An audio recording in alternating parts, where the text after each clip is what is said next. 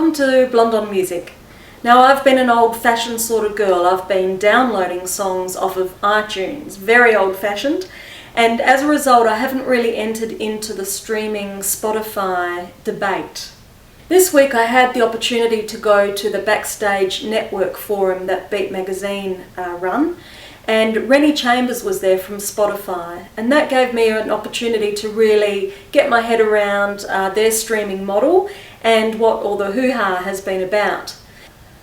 So going back a step, the difference between downloading and streaming music, if you use a water analogy, download is like a bottle of water. You can drink from it, but you can put it aside, you can move it around, and then you can drink from it when you like.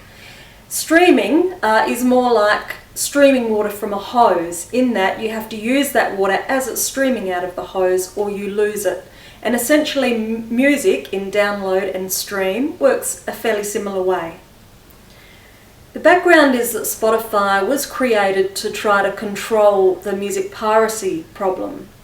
And it's based on quite a unique streaming model as far as streaming music models go, in that they have 3 tiers, and the first tier is completely free. So you can register and stream music on Spotify for no charge. But that tier is very advertising focused. There's a lot of advertising going on in that space, and that of course is how they make their revenue on that tier. The second and third tiers are based around $6.99 and $11.99 US per month, and they take some of that advertising pain away, and they also provide you with some special tools and apps. Now, I haven't paid for those levels of Spotify, so I don't know that from personal experience, but I understand that that's the difference between the 3 tiers. As it stands at the moment, 80% of Spotify customers are free and 20% are paid tiers.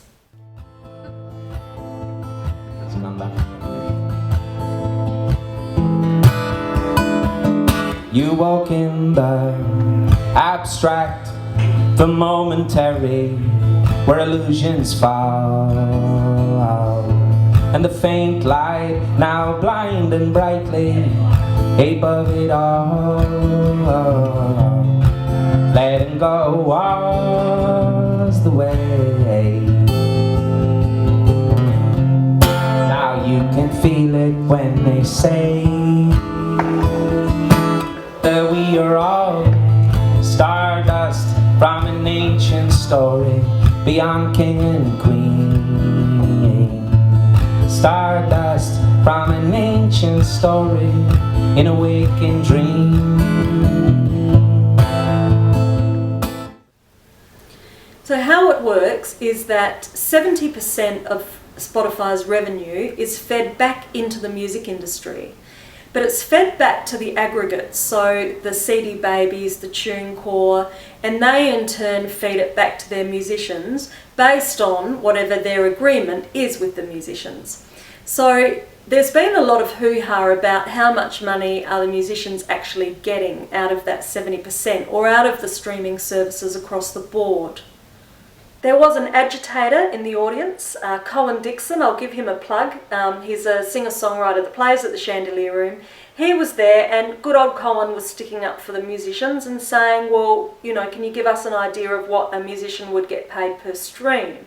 Now, I don't think Spotify handled that very well. They basically said no. It's not paid by us to the musicians, we pay the aggregate, so we can't tell you. And even when pressed, they sort of wiped their hands of the answer to that question, which I thought was pretty lame, because they could at least give a case study representation or some range, instead of just saying, I can't tell you. It's obviously their space, of course they can bloody tell you. So it has been reported that payment is about 0.003 cents per stream, and that's what a lot of the uproar has been about. So pros and cons, well, it has funneled music piracy. Some people think it's a new form of piracy, but at least it's a different form.